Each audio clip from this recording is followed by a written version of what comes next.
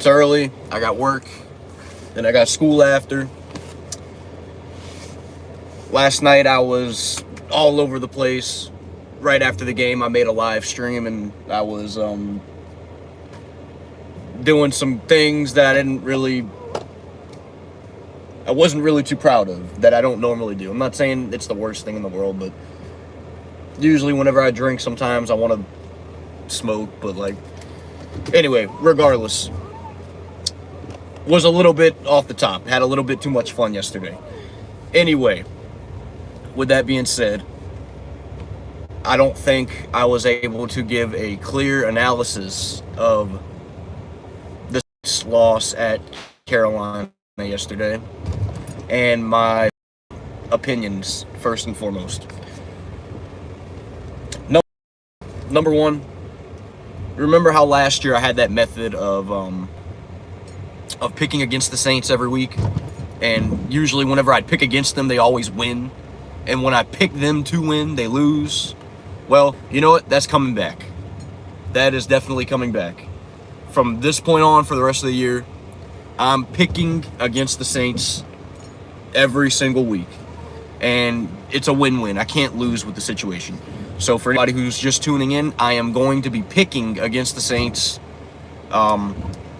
every week from this point on. If they do win when I pick against them, well, you know what? They win, and I'm happy. If they don't win when I pick against them, well, you know what? At least I got my pick right. So that's how I'm going to look at it from now on. I do not see one game on the schedule for the remainder of the year that I do not think the Saints can lose. Any game that the Saints have left on their schedule, to me, is losable. And whenever you look and whenever you gather the next few games coming up, Minnesota, that's a very losable game. Seattle, that's a very losable game. Cincinnati's a very losable game. Arizona's a very losable game. The Raiders, a very losable game. It goes on and on and on and on. There's no secure game that the Saints have left on their schedule, in my opinion. Therefore, it's a mystery of how the remainder of this season is going to go.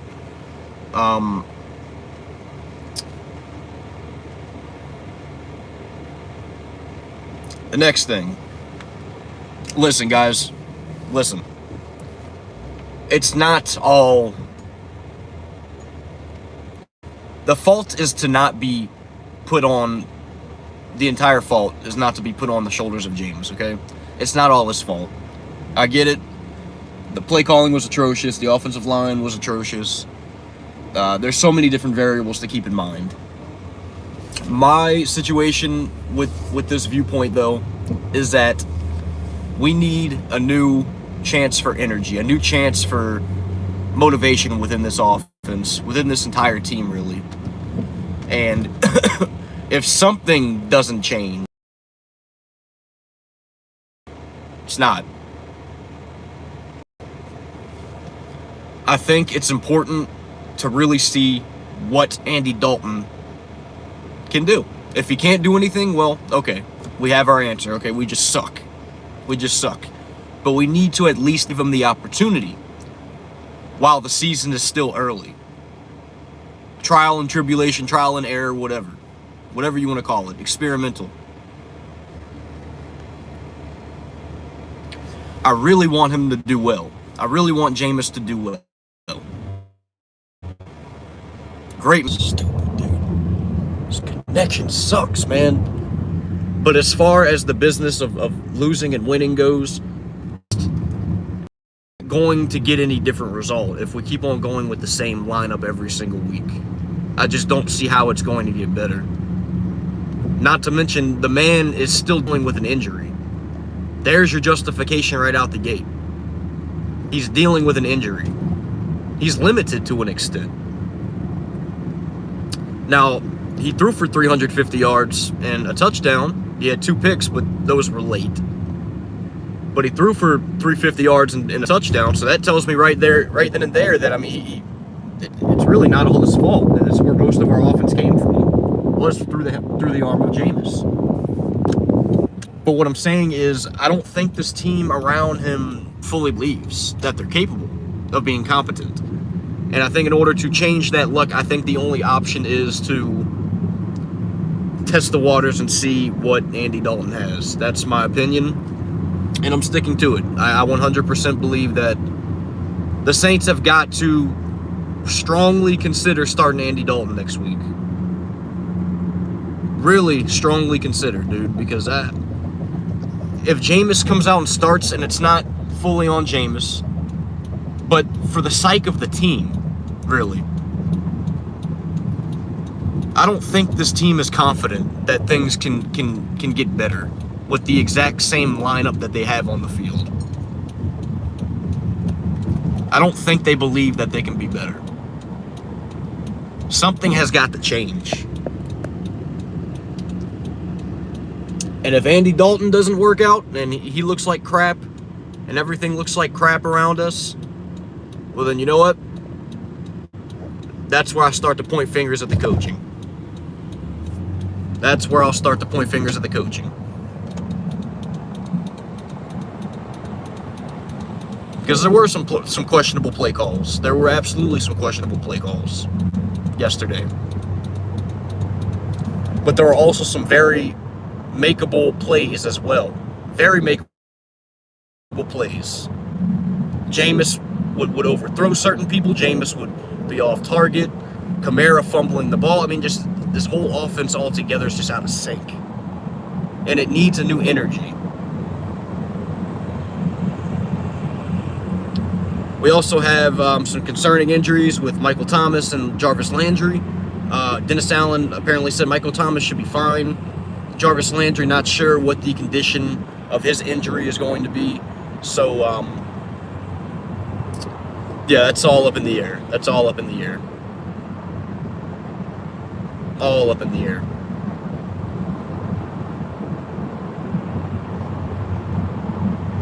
Lamar. Dude, what do you mean Lamar? We're not throw that out the window, scratch that, dude. Lamar is not an option. We're not getting Lamar. That's not an option. Throw that out the window.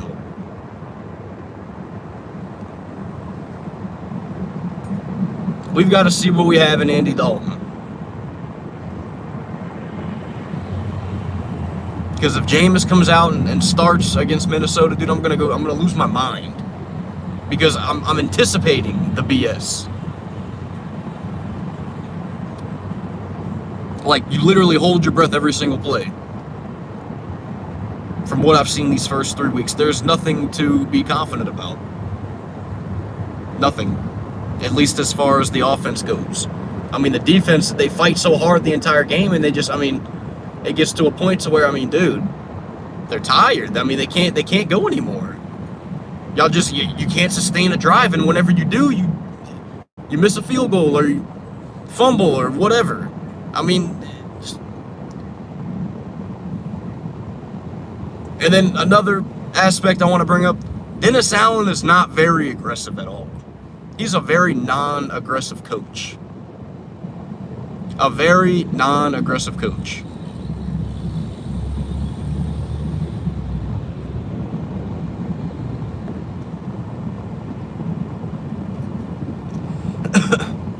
Yeah, because all we do is run up the gut. That's all we do is run up the gut. With Ingram, with Kamara, there's no type of schematic, scheme type of play calling, nothing. We just run up the gut, run up the gut, run up the gut. That doesn't work. Where are the tosses? Where why aren't we getting any kind of plays? Like, why aren't we making any kind of plays that can trick the defense? Like, what's going on here, man? Like this vanilla play calling, bro. So like I said, guys, I love Jameis. Great man of God. Does a lot for the city. Is so involved with the organization. It pains me to say this because I do love Jameis. I want him to be good. I want him to succeed. But right now in time, I think in order for us to save our season, I think something has got to change. And the easiest thing to change would be a quarterback change right now. You change the head coach, you're automatically calling for a, that automatically sends the message to your team, okay, we're not going to be any good. There's not much you can really change other than the quarterback position right now.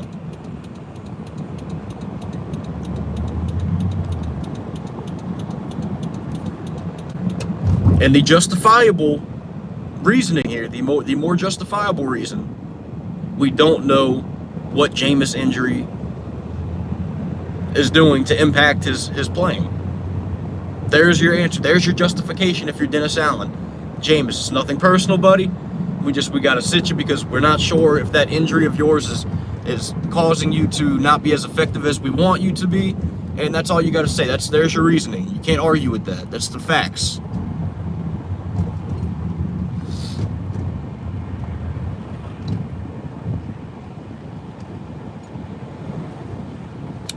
Why didn't they run on 3rd down and 3? You're talking about whenever we were inside field goal range before the half? My question to that was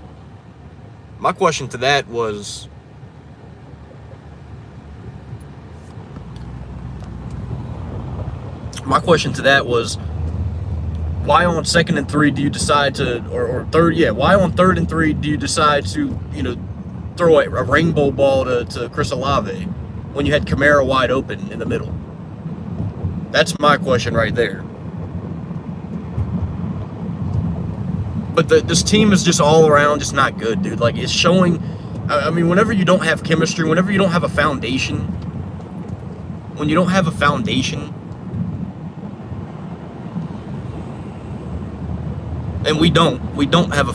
Everything is really hit or miss with the Saints. There's no chemistry.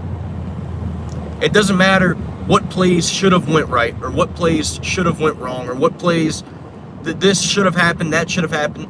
Because the point of the fact is, if you don't have a foundational, competent offense that knows what they're doing and it has chemistry and is gelling, then it doesn't matter what should have went right or what should have been a touchdown or what shouldn't have been an overthrow, because your record is what your record says. The game goes how the game goes. The results show as they are. The Saints are not a good football team and are damn lucky that they're not 0-3. So with that being said, I think 1-2 is probably the perfect reasoning. If you're going to sit there and justify, well, the Saints could have did this different in the Tampa Bay game, the Saints could have did this different in the Carolina game, this shouldn't have happened in the Carolina game, this shouldn't have happened in the Tampa Bay game, we could be 3-0, yada yada. If you're going to justify all that, well, why don't you go back and justify week 1? The Saints should not have won that game in Atlanta, dude. The Falcons single-handedly gave that to us on a platter. I think 1-2 is the perfect record for the Saints as of right now.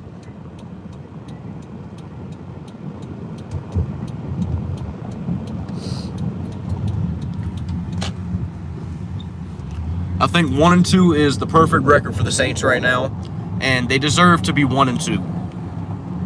They have a good defense, a very competent defense, that for whatever reason is not getting takeaways, or as many takeaways as we need.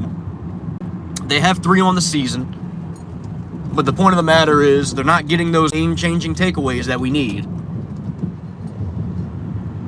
And then on top of that, you have an offense that just doesn't know what they're doing.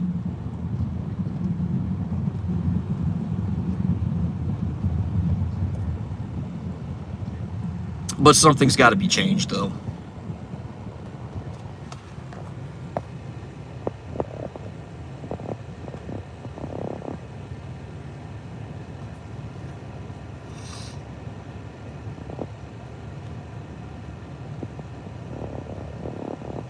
Whoa, I don't care whose career's on the line. I want to win ball games, dude. I want to stay relevant. I want the season to be hopeful, to mean something. I don't want Jameis to play just because he's trying to make a resume for himself or prove a point. I want to win, dude. We have a team that's capable of winning, bro. We have a team right now that's capable of winning. There's just a question mark at the quarterback position, and there's a question mark at the head coaching position. It could be either or. But I think the easiest move to make right now is the fact that Jameis has fractures in his back, to see what Andy Dalton can provide for you. To see if he can make you confident.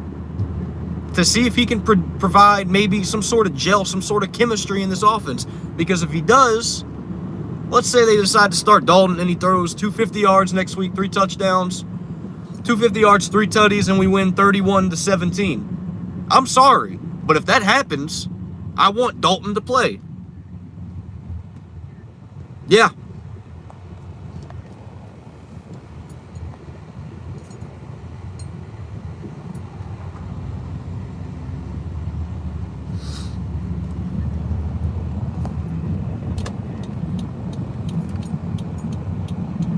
I don't like the personnel moves that Dennis Allen's been using either. I don't understand what he was doing. I don't know why he waits till the fourth quarter to start playing. I don't know why he plays this vanilla. That's another thing, dude. I'm really, really concerned about Dennis Allen. Does he know what he's even doing? He knows what he's doing as a defensive coach. There's no doubt. There's absolutely no doubt that he knows what he's doing as a defensive coach. But as far as a head coach, I don't know if he knows what he's doing. And I said this whenever we decided to hire him, that this was a concern of mine. Now, it is still early in the season, but nonetheless, it's still a concern of mine. Dennis Allen has had 3 double-digit losing seasons as a head coach with the Oakland Raiders. And that's all he knows about being a head coach.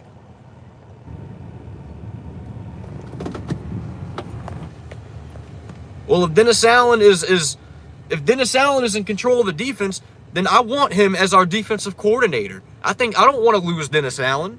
I'm not sure if he's the head coach for this team. I'm not sure if he's a head coach in general. Everybody was going based on the fact that the Saints beat the Bucs 9-0 last year. Dude, the offense looked terrible in that game. They looked horrible.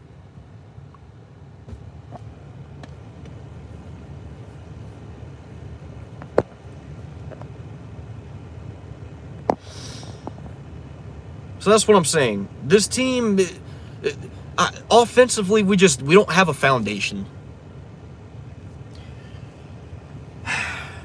I love Jameis. I do. But we need to see if Dalton can provide some kind of spark to this offense. That's all I'm saying. And if he doesn't, well then, hey, at least we tried. If Dalton sucks next week or whatever, then you can put Jameis back in.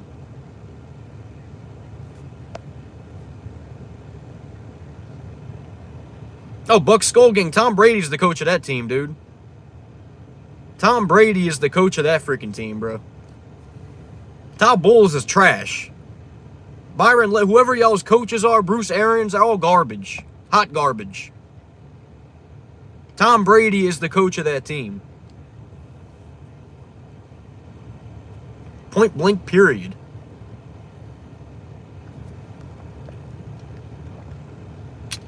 That being said, guys, that's the 2 things that are on my mind. I'm going to start picking against the Saints every week. So hopefully it produces some kind of good luck for them. Because y'all remember when I did it last year. Not only did that work last year, whenever I started picking against the Saints every week, I'm going to start doing it this year and see if it works this year. So hopefully that reverse psychology can start getting us wins. I'm going to pick Minnesota this week, and I'm going to pick Seattle next week, and the Bengals the week after, and yeah, etc. And I'm going to see if this can provide some kind of juice for us. If we can start getting some wins here.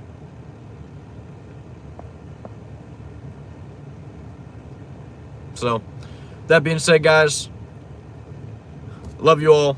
I love my Saints. I love my Saints players. I love Jameis. I want him to do better. I want him to be good so bad. But right now, I think we need to experiment and see if another quarterback, which would be Andy Dalton, could come in and better our luck. So you guys take care. I'm out. Love you guys. Peace.